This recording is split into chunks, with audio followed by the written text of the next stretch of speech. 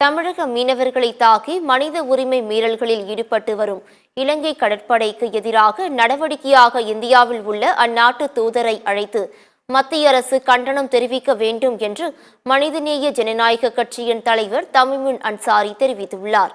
மதுரையில் செய்தியாளர்களை சந்தித்த அவர், தமிழ்நாடு மீனவர்கள் தாக்கப்படுவது அவர்களுடைய பிரச்சினை மட்டுமல்ல, அது இந்திய பொருளாதாரத்தின் மீது விழும் அடி என்று குறிப்பிட்டார்.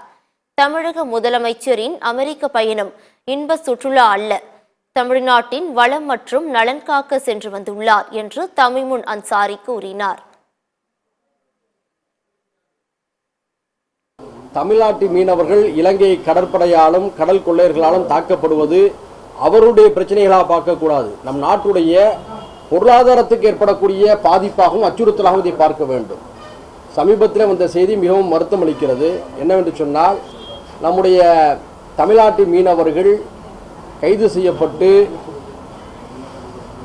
அங்குள்ள நீதிமன்றத்தின் மூலமாக அபராதம் விதிக்கப்பட்டிருக்கிறார்கள். அது அந்த நாட்டுடைய நடவடிக்கையாக இருக்கலாம். ஆனால் அவர்களை மொட்டையடித்து அவமானப்படுத்தியதை எப்படி ஏற்றுக்கொள்ள முடியும்?